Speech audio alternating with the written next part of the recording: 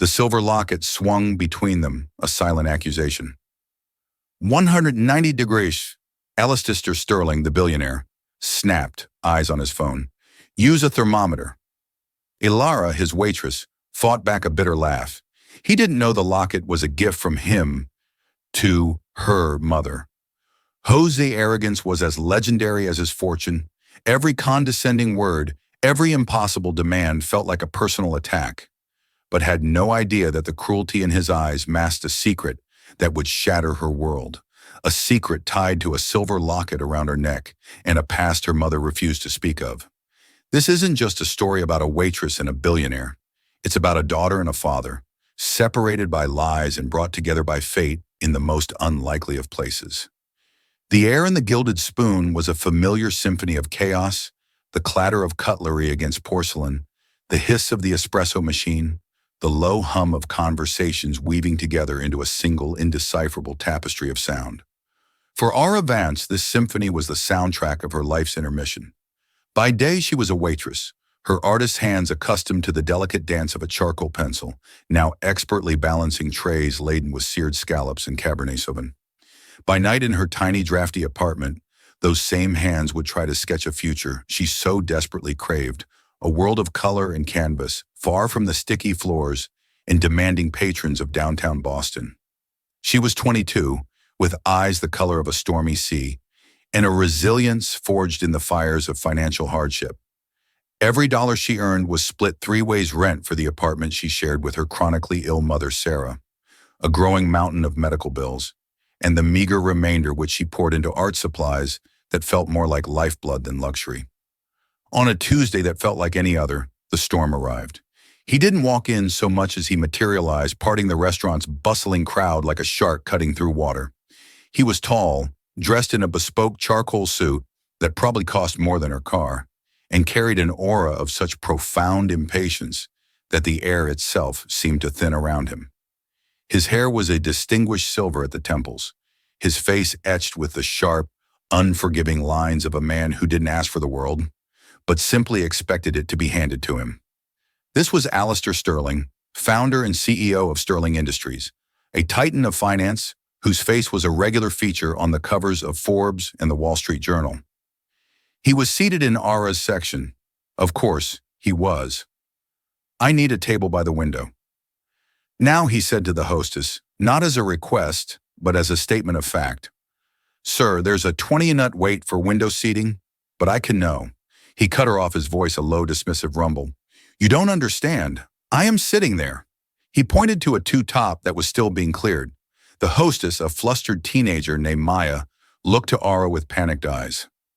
Aura pasted on her professional smile, a fragile armor she wore every shift. "Right this way, sir. We're just resetting it for you." As he sat, he didn't thank her.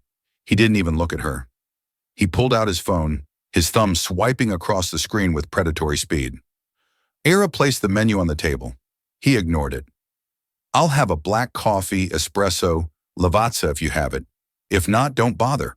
And it needs to be 190 EDF, not 189, not 191. Use a thermometer. I'll also have the steak tartare. Tell the chef no capers. I despise them. And the egg yolk had better be perfectly centered and unbroken."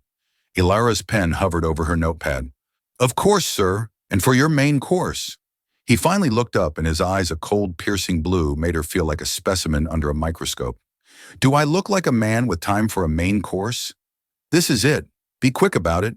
He waved his hand, in a gesture of dismissal, and his attention was once again consumed by his phone. Aura retreated to the kitchen, her composure fraying. "You've got to be kidding me," she muttered to Chloe, another waitress. "Table 7, Alistair Sterling.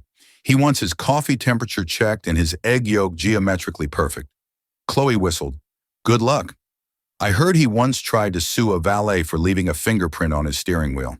He's a nightmare." Aura delivered the coffee, having personally stood over the barista with the kitchen's meat thermometer, feeling utterly ridiculous. He took a sip without looking up. "Possible," he grunted. It was the highest compliment she would receive from him that day. The tartar was a masterpiece of culinary anxiety. The chef, a burly man named Gus, who normally feared no one, had replated it 3 times to ensure the yolk was perfectly centered. Era carried it to the table as if it were a bomb. Sterling stared at it for a long, agonizing moment. He poked at the meat with his fork, then at the yolk, which thankfully held its shape. He took a bite. Era held her breath. "The toast points are uneven," he said flatly, gesturing to the 4 triangular pieces of bread. "One is clearly thicker than the others. Is this the level of mediocrity the Gilded Spoon strives for?" Ilara's training screamed at her to apologize, to offer to fix it, to gravel, but something else, a deeper, more weary part of her, took over. "I can assure you, sir, their flavor is uniformly excellent." The corner of his mouth twitched an almost imperceptible flicker of surprise. He held her gaze for a second longer than was comfortable, a flicker of something unreadable in his cold eyes. Then he broke the stare and finished his meal in a tense, methodical silence. When he was done, he pushed the plate away, the thicker toast point left untouched in silent protest. Ara brought the bill. He placed a black credit card on the tray, the name A, Sterling embossed in silver. She ran the card and returned with the slip for him to sign. He scribbled a signature and stood up, adjusting his suit jacket. The service was adequate. He said the word adequate sounding like a grave insult from his lips. He strode out of the restaurant, leaving the same chill in the air as when he arrived. Ilara walked over to the table to clear it, steeling herself for what she might find on the tip line. On a bill of 58 Tal dollars, he had left exactly 0. But that wasn't the worst part. Scrolled at the bottom of the receipt in sharp, angry letters were 2 words: "Try harder." Ilara stared at the note, a hot flush of anger and humiliation creeping up her neck. It wasn't just rude, it was personal. It was a dismissal of her effort, of her existence. She crumpled the receipt in her hand, the sharp corners digging into her palm. She didn't know it then, but this was not an ending. It was a declaration of war, and Alistair Sterling, for reasons he didn't even understand himself, was about to become a regular. The following Tuesday, at precisely 12:30 p.m., he returned. Ilara's stomach twisted into a knot the moment she saw him walk through the door. He scanned the room, his eyes landing on her section, and then with an unnerving sense of purpose, he walked directly to the same 2 top by the window. He didn't wait for the hostess. He simply sat as if the table were his private property. "You again," he said as Lara approached her notepad, a flimsy shield against his presence. "Let's hope for an improvement." "Welcome back to the Gilded Spoon, Mr. Sterling," she replied, her voice professionally level, betraying none of the dread churning within her. His orders became a ritual of torment. He would ask for obscure wines and then send them back, claiming they were keeked when knew they weren't. He would complain that his soup was tepid one week and scalding the next. He quizzed her on the origin of the sea bass, the marbling of the ribeye, the specific type of basil used in the pesto, all with the condescending air of a professor trying to expose a failing student. Each visit was a masterclass in psychological warfare. He never raised his voice. His cruelty was quiet, precise, and soul-crushingly effective. He seemed to have an almost supernatural ability to find her insecurities and press down hard. One afternoon, he noticed a faint smudge of charcoal on her wrist, a remnant from her late-night sketching session. "An artist," he'd sneered softly, a cruel smile playing on his lips. "Let me guess. You're following your passion, a noble excuse for mediocrity in the real world. Passion doesn't pay the bills. Results do." His words hit her like a physical blow, striking at the very core of her identity. How could a stranger know the exact nature of her deepest anxieties? The fear that she was just a cliché, a deluded dreamer destined to serve tables for the rest of her life. She would go home after his visits drained and raw, the echo of his condescension ringing in her ears. She'd vent to her mother, Sarah, whose frail health confined her mostly to their small apartment. "He sounds like a monster, honey," Sarah would say, her voice thin but full of warmth as she sipped her herbal tea. "Don't let him get to you. People like that are just black holes of misery." But couldn't shake it. There was something about him that was different from other rude customers. It felt targeted. One rainy Tuesday, about a month into his weekly campaign of torment, he ordered something that wasn't on the menu. I want the fennel and orange salad with toasted pine nuts, he stated, not looking up from a stack of documents he'd spread across the table. Ilara paused. I'm sorry, sir. That isn't one of our current offerings. He finally looked at her, his blue eyes narrowed. It used to be years ago. This restaurant was once called Light Lawn. They made it here. Tell your chef to make it. Sir, our kitchen is stocked for our current menu. I highly doubt we have the specific ingredients. Then find them, he said, his voice dropping to a low, dangerous command. Consider it a test of your resourcefulness. I expect results, not excuses. Defeated went to the kitchen. Gus, you're not going to believe this, she began. Gus, the chef, threw his hands up. Let me guess. Sterling wants us to source unicorn tears for his water. Close. He wants a fennel and orange salad that was on the menu of a restaurant that existed here 10 years ago. Gus swore under his breath, but then he paused, a look of recognition on his face. La Petite Lawn. I remember that place. My first sous chef job. We did make a killer fennel salad. He thought for a moment. You know what? I think I have a fennel bulb in the back. I was saving for a special and there are oranges. Go tell the monster he's in luck. When placed the salad in front of Alistair Sterling, his reaction was not what she expected. He didn't critique it. He didn't complain. He simply stared at it for a full minute. His power broke a facade, dissolving into something else, something distant, lost. He picked up his fork and took a bite. As he chewed, his eyes glazed over, as if he were tasting a memory. He was silent for the rest of the meal. When he left, he still didn't leave a tip, but the usual insulting note was absent. For Ara, the silence was more unnerving than the criticism. That night, she described the strange encounter to her mother. He knew the restaurant used to be called La Petite Lawn, Ilara said, flopping onto the worn armchair. And he ordered this weirdly specific salad, fennel, and orange. The teacup in Sarah's hand trembled, rattling against the saucer. The color drained from her already pale face. Mom, are you okay? Ara asked, sitting up straight. You look like you've seen a ghost? Sarah forced a weak smile, but her eyes were wide with a fear had never seen before. No, I'm fine, dear. Just a little dizzy. She clutched the shawl tighter around her shoulders. Fennel and orange. That was my favorite. Your father, he used to take me there to Light Lawn. It was our special place. Ara froze. Her father was a forbidden topic, a ghost who haunted the edges of their lives. All her mother would ever say was that he was a passionate, ambitious boy who wasn't ready for a family. She had no name, no face, nothing but a vague, romanticized tragedy. What did he look like, Mom? Ilara asked, her voice barely a whisper. Sarah's eyes darted away, refusing to meet her daughter's gaze. It was a long time ago, Ara. It doesn't matter now. She stood up, her movements unsteady. I need to rest. As her mother shuffled off to her bedroom, Ara stood motionless in the middle of the living room, a cold, terrifying thought beginning to form in her mind. It was impossible, a coincidence. It had to be, but for the first time, she felt that the cruelty of Alistair Sterling wasn't random at all. It was a thread pulling at a tapestry of secrets she never knew existed, and she was standing right at the center of it. The seed of suspicion once planted began to sprout, twisting its roots around thoughts. Every interaction with Alistair Sterling was now filtered through this new terrifying lens. She started noticing things she'd previously dismissed. The way he held his fork with his index finger extended along the top, a peculiar habit her mother had once idly mentioned, was a quirk of her long-lost love. The way his eyes in rare unguarded moments held a profound, almost bottomless loneliness that felt strangely familiar. She started wearing the locket. It was her most prized possession, a small silver oval tarnished with age. The front was etched with a delicate pattern of intertwined vines.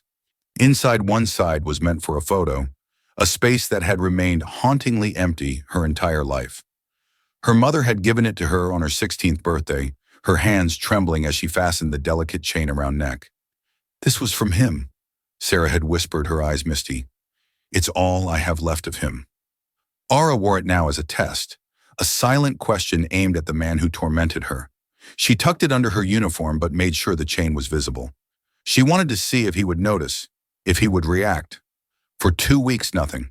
He continued his ritual of quiet cruelty, his eyes never straying to her collarbone. Ara began to feel foolish, her theory collapsing under the weight of his indifference. It was just a coincidence. Her mind was playing tricks on her, trying to weave a grand drama out of the mundane misery of her job. Then came the day of the storm, a real one this time. Rain lashed against the large windows of the Gilded Spoon, the skier bruised purple. The restaurant was less crowded, the atmosphere more intimate and subdued. Alistair Sterling sat at his usual table, staring out at the downpour, a glass of untouched whiskey beside him. He seemed different today, his usual sharp edges softened by a contemplative gloom. Ilara was refilling his water when she leaned over slightly. The locket, no longer tucked away, swung free from the collar of her uniform, catching the dim light of the overhead lamp. It dangled in the space between them for a mere second. Sterling's hand, which was reaching for his glass, froze midair. His gaze dropped from her face to the small silver oval. Every ounce of color drained from his face, replaced by a ghastly ashen pallor. The arrogant billionaire vanished, replaced by a man seeing a ghost. His breath hitched a small strangled sound in the quiet restaurant, where he began his voice a raw, cracked whisper she could barely hear over the rain. "Where did you get that?" R's heart hammered against her ribs. This was it. The reaction. It was real. It was a gift, she said, her own voice unsteady.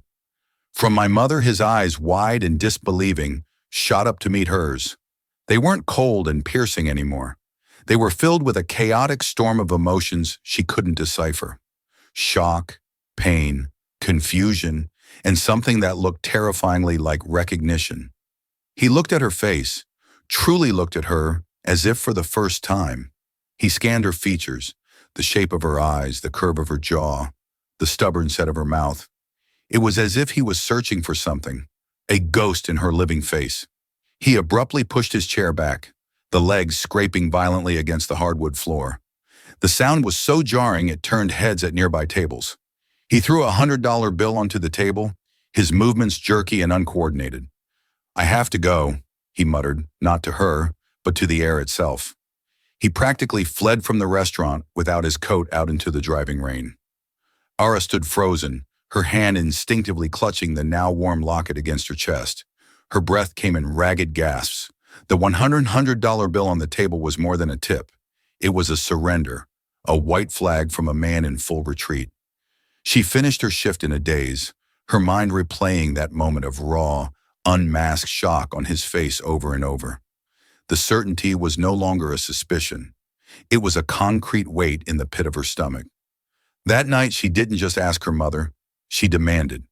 She found Sarah in the living room, reading by the dim light of a floor lamp. Ara walked over and stood in front of her, blocking the light. She held the locket out in her palm.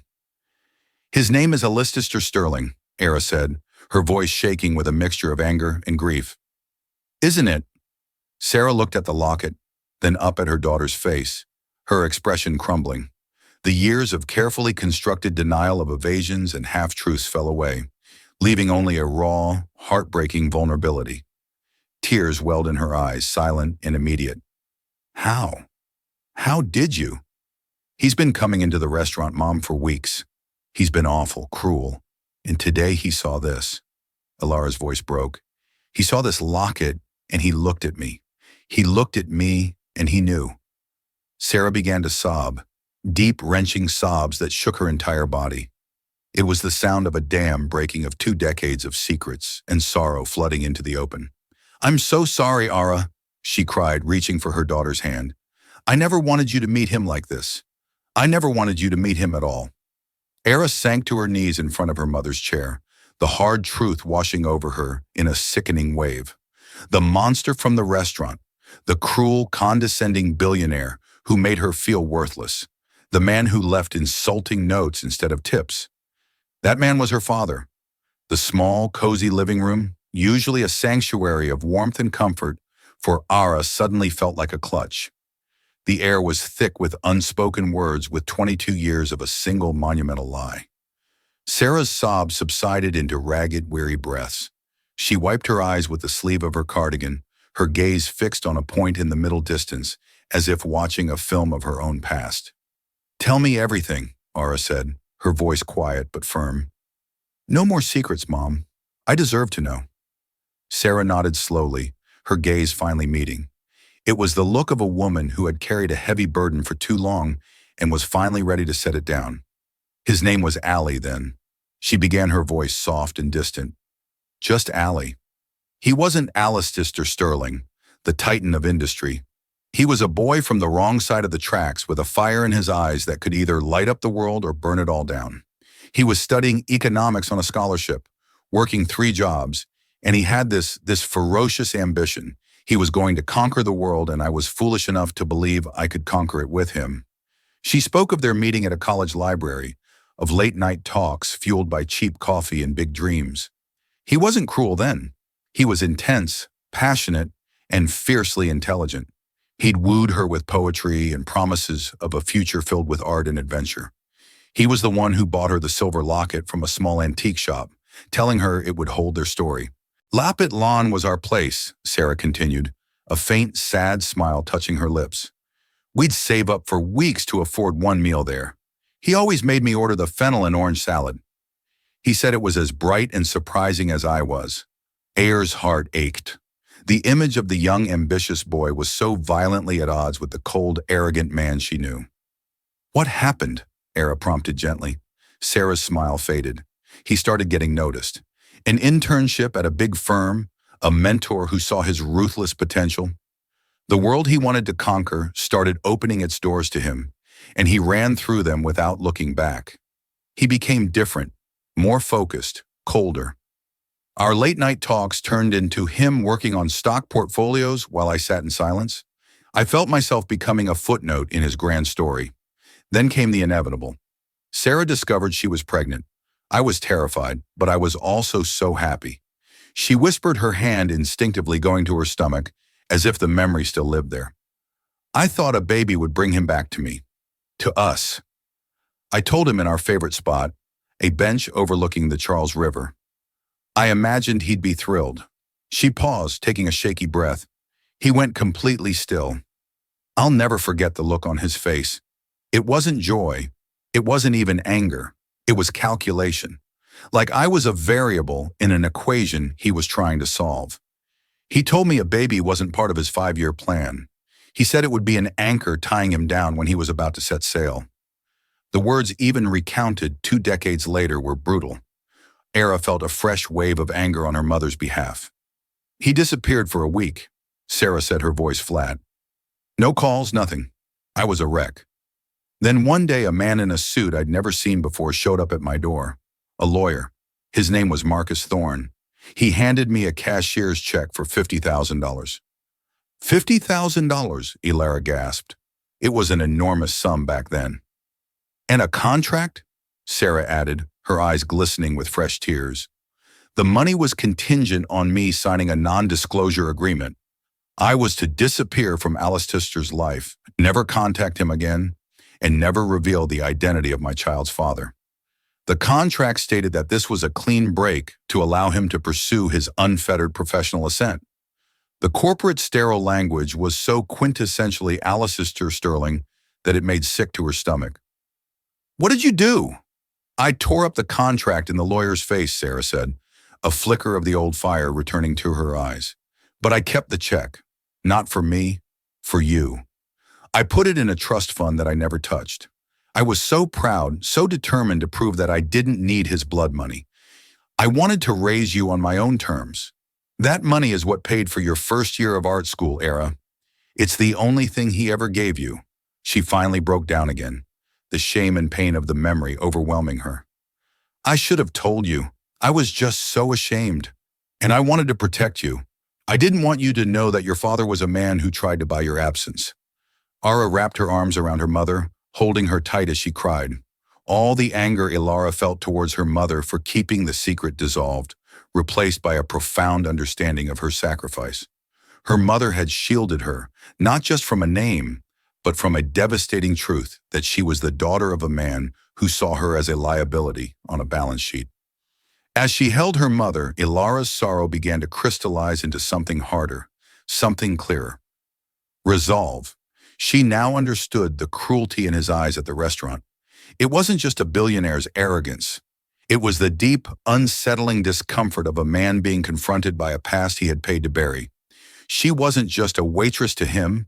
She was a ghost, a walking, talking reminder of a choice he had made, of a life he had discarded. His torment of her was a desperate, pathetic attempt to maintain control, to diminish the woman who was living proof of his own heartlessness. The fight was no longer about bad tips and insulting notes. It was about her mother's honor. It was about her own identity. Alistair Sterling wanted a clean break. He wasn't going to get one. He had started this war at her table, but she was going to end it in his world. The next morning, Ilara woke with a purpose that felt like ice in her veins. She was no longer just a waitress or a struggling artist.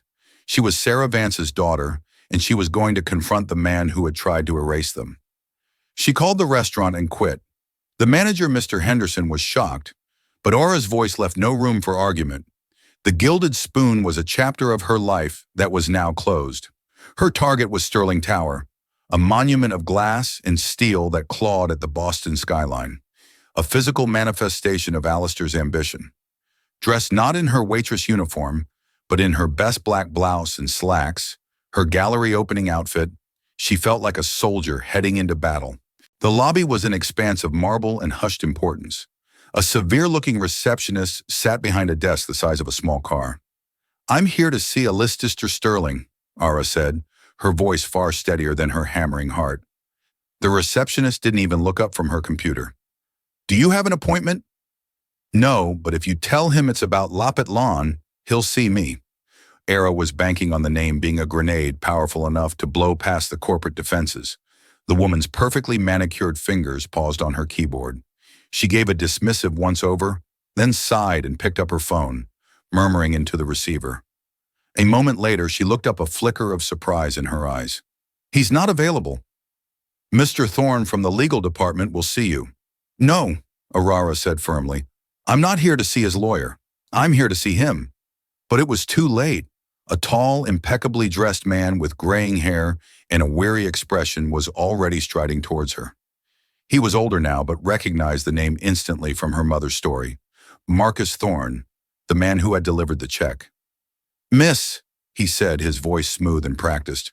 "I'm Marcus Thorne, Mr. Sterling's general counsel. Perhaps I can assist you." "You can assist me by getting out of my way," Ilara replied, her eyes locked on the elevator bank behind him. "I'm afraid I can't do that," Thorne said, his expression hardening slightly. "Whatever your business is with Mr. Sterling, it can be addressed through the proper channels." Air knew she had one shot. She wasn't going to get past this man with polite requests, so she did the one thing they wouldn't expect. She raised her voice. "Alistair," she shouted, her voice ringing through the cathedral-like silence of the lobby. Heads turned. The receptionist gasped. "Alistair Sterling, you can send your lawyer. You can hide on the 50th floor, but I know who you are. Sarah Vance sent me." Security guards started moving towards her. Thorne's face was a mask of controlled panic. "Miss, you need to lower your voice. You're creating a disturbance."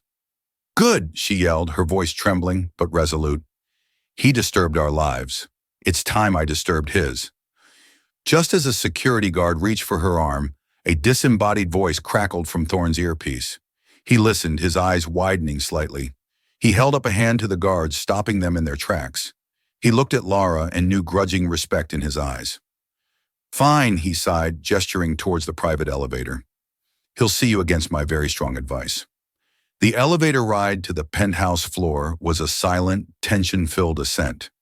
The doors opened directly into a vast minimalist office that felt more like an art gallery than a workspace. 3 of the walls were floor-to-ceiling windows offering a godlike view of the city below. The 4th was dominated by a single massive abstract painting in shades of black and gray. And behind a sprawling black desk sat Alistair Sterling. He looked haggarded. The arrogant mask was gone, replaced by a deep, troubled exhaustion. He hadn't slept. "Leave us, Marcus," he commanded, his voice. Thorne gave one last warning look before retreating the elevator doors, closing with a soft hiss, sealing them in. "What do you want?" Alistair asked, his hands steepled in front of him on the desk. "Money? Is that it? After all these years, you've come for more money." The accusation was so predictable, so insulting that Ara's fear evaporated, replaced by a cold, righteous anger. "Money." She laughed, a bitter, sharp sound. "You think this is about money? You send your lackey to offer my mother a check to disappear. You spend a month tormenting me at my job, and you think I came here for a handout." She walked closer, her footsteps echoing on the polished concrete floor. She reached into her purse and pulled out an old faded photograph, slapping it down on his pristine desk. It was a picture of a young Sarah and an even younger Alistair laughing on a park bench, the Boston skyline behind them. He looked happy, carefree, a version of himself he had probably murdered long ago. "This is what I want," she said, her voice shaking with emotion. "I want you to look at her face and tell me how much she was worth. 50,100. What's the going rate for abandoning your child, Mr. Sterling?" He flinched as if she'd struck him, his eyes fixed on the photograph. He seemed to shrink in his expensive chair. "She told me you tore up the contract," he murmured almost to himself. "She did," Ara shot back. "But you didn't know that, did you? You just assumed she took the money and ran. It was easier that way.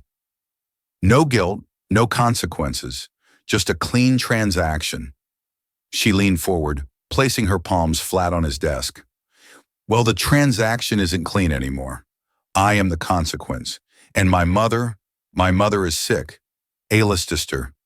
She has a heart condition, and the stress of all this isn't helping. For 22 years, she protected me from you, from this truth. She worked her fingers to the bone so she wouldn't have to touch your blood money. She is 10 times the person you will ever be." Alistair finally looked up from the photo, his eyes swimming with a turmoil she had never seen before. The cold arrogance was completely gone, replaced by a raw, naked pain. I didn't know," he stammered. "Sick? I never." "Of course you didn't know." Ara's voice rose. "You didn't know because you didn't want to know. You built this glass tower as a monument to yourself, and you locked the door on anything that didn't fit into your perfect, calculated life. Well, I'm here to break the glass." He stood up, looking utterly lost in the cavernous office. He walked to the window, his back to her, staring down at the city he had conquered. "What do you want from me?" he asked again. But this time, the question was different. It wasn't an accusation. It was a plea. "I want you to know that you didn't just walk away from a problem," Alara said, her voice dropping to a fierce whisper. "You walked away from a daughter, and she's standing right behind you." He didn't turn around. He just stood there, his shoulders slumped, a silhouette of power against a backdrop of his own creation, utterly and completely defeated. Ara had breached the fortress, but what lay inside was not a monster, but the ruins of a man. Alistair remained at the window for a long time, the silence in the office stretching thin and taut. The sounds of the city below distant sirens, the hum of traffic were a faint reminder of the world he usually commanded, but now seemed completely detached from. Alara stood her ground, her anger beginning to cool into a heavy, watchful stillness. Finally he turned. The fight was gone from his eyes, replaced by a hollowed-out confusion. "You have her eyes," he said, his voice raspy. "I should have seen it. I think some part of me did. That's why I kept coming back. I couldn't understand why a stranger, a waitress, could get under my skin." "It's easy to get under your skin when they're your own flesh and blood," Ara retorted, though the fire in her words was banking. He sank back into his chair, looking decades older than he had an hour ago. He pressed a button on his intercom. "Marcus, in my office now." Marcus Thorne entered the room with the cautious tread of a man walking into a minefield. He glanced from Alistair's shattered expression to Ara's defiant one. Marcus Alistair began, his voice flat and devoid of its usual authority. "Tell me again the Sarah Vance file exactly what happened." Thorne stiffened. "Sir, with all due respect, perhaps this isn't the appropriate." "Now, Marcus," Alistair commanded a flicker of his old power, returning. 22 years ago. Tell me. The lawyer sighed, a deep, weary sound that seemed to carry the weight of years. He looked then at his boss. The plan was, as you instructed. I was to present Miss Vance with the settlement and the non-disclosure agreement, a clean break, and she accepted. Alistair stated, though. It now sounded like a question. Thorne hesitated, his eyes darted between them. He seemed to be having a war with his own conscience. This is a matter of attorney-client privilege. Alistair, to hell with privilege. Alistair slammed his fist on the desk, the sound echoing in the stark room. This is my daughter. The words spoken aloud for the first time seemed to hang in the air, electric and fragile. Thorne took a deep breath, his professional mask crumbling. She didn't accept. Not at first. As your daughter said, she tore up the agreement. She was furious, proud. She said you couldn't buy her dignity. Era watched the lawyer, a new unexpected twist tightening in her gut. But the check was cashed, Alistair insisted, his brow furrowed in confusion. The bank records confirmed it. Yes, Thorne said quietly. It was about a week later. He paused, steeling himself. But there's something you don't know. Something your father made me swear never to tell you. Alistair went rigid. My father? He was your primary mentor back then. Thorne explained, his voice low. He was grooming you, pushing you. He saw Sarah and the baby as a threat to the empire he wanted you to build. When I reported back that she had refused the offer, he intervened. The story that unfolded was a second, deeper layer of betrayal. Alistair's father, a man as ruthless as his son would become, had visited Sarah personally. He hadn't used threats, but a far more insidious weapon, emotional manipulation. He'd told her that if she truly loved Alistair, she would let him go. He painted a picture of a brilliant future she would destroy, of a man she would forever resent her for holding back. He convinced her that cashing the check and disappearing was the most selfless act of love she could perform. And then he took it a step further. Thorne continued, his gaze fixed on the floor. Sarah did more than just cash the check. A month after that, she came to my office. She had a letter for you, Alistair, and she tried to give the money back. Alistair looked as if he'd been punched in the gut. What? She'd had time to think. She said she couldn't live with herself taking the money, that it felt dirty. She had secured a small apartment and a job. The letter, I read it. She wrote that she didn't want anything from you, but she thought you had a right to know that you had a beautiful, healthy daughter. She even enclosed a photograph of the baby. R felt the air leave her lungs. Her mother had tried to reach him. She had tried to give him a chance. Where is it? Alistair whispered, his voice cracking. The letter. The photograph. Your father intercepted it. Thorne confessed, the words rushing out now. He was furious. He said you couldn't afford the distraction. He burned the letter and the photo in front of me. He told me to transfer the money from your account to close the loop. And he ordered me to tell you that Sarah had simply taken the money and vanished without a word.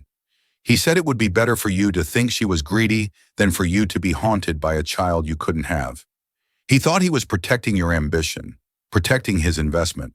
The truth landed in the room with the force of a physical impact.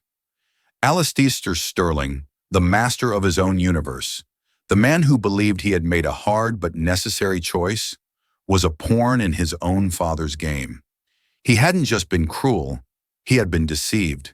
The narrative that had shaped him for 2 decades, that the love of his life had sold their story for $50,000, was a lie. He had spent his life hardening his heart against a woman who had in fact tried to reach him, tried to give him an opening. He staggered back, gripping the edge of his desk for support, the foundation of his entire adult life. The justification for his coldness, his isolation, his relentless pursuit of success above all else had just been demolished. He looked at, and for the first time she saw not a tyrant or a father, but a man drowning in a sea of regret. He had been a villain in her story, but he was also a victim in his own. All this time, Alistair breathed the words catching in his throat. All this time, I thought he couldn't finish the sentence. He didn't need to. The anger in Laura's heart, the righteous fury that had carried her to this office, finally completely dissolved. It was replaced by a profound and aching sadness for the 3 lives that had been broken by pride, ambition, in a devastating, decades-old lie. The revelation hung in the sterile air of the office, changing everything. Alistair was no longer a simple villain, but a tragic figure trapped in a cage built by his father's ambition and his own. He seemed to crumble before IR, the weight of 22 lost years crashing down on him at once. He fumbled for his phone, his hands shaking so badly he could barely unlock it. "Cancel my meetings," he barked at his assistant through the speaker, all of them for the rest of the week. He looked at his expression stripped bare of all artifice. It was a look of pure, unadulterated desperation. "The hospital," he said, his voice ragged. "Where is she? Take me to her." Elara hesitated for a fraction of a second. A part of her, the wounded part that had been tormented for weeks, wanted to refuse to make him suffer a little longer. But looking at the broken man before her, she knew that revenge was a hollow victory. This was about more than just settling a score. She nodded. "Boston General, Cardiac Care Unit." The ride down in the elevator was silent. The ride in his chauffeured Maybach was even quieter. Alistair stared out the window, but he wasn't seeing the city. He was seeing ghosts. Era watched him, a complex storm of emotions churning inside her. She felt pity, anger, confusion, and a strange, unwelcome flicker of empathy. They walked into the hospital, the smell of antiseptic and illness, a stark contrast to the leather and polish of his car. Alistair, in his perfect suit, looked profoundly out of place, a king in a land of the sick and suffering. When they reached the door to Sarah's room, he stopped, his hand hovering over the handle, his nerve failing him. "I can't," he whispered, his voice thick with fear. "What can I possibly say to her?" "Maybe you could start with hello," Elara said softly, pushing the door open. Sarah was sitting up in bed, propped against a stack of pillows, a book lying open in her lap. She was paler and more frail under the harsh fluorescent lights. She looked up as they entered her eyes, first finding, then sliding to the man standing behind her. Her breath caught in her throat. The book slipped from her fingers, falling silently to the blanket. "Allie," she whispered the name, a ghost on her lips. Alistair took a hesitant step into the room. He looked at the woman in the hospital bed, the vibrant girl from his memories now faded and worn by time and illness. He saw the IV drip in her arm, the heart monitor beeping a steady, fragile rhythm beside her bed. This was the reality of his clean break. Tears streamed down his face, silent and unchecked. He made a choke sound, a sob of pure, undiluted regret. "Sarah," he breathed, "I'm so sorry. I didn't know. I swear to God, I didn't know." He stumbled forward and collapsed into the visitor's chair by her bed, his head in his hands, his shoulders shaking with the force of his sobs. All the power, all the arrogance, all the billions of dollars were meaningless. He was just a man weeping for a past he could never get back. Sarah watched him, her own eyes filling with tears. She reached out, a trembling hand, and placed it on his arm. "I know, Allie," she said softly. "I know."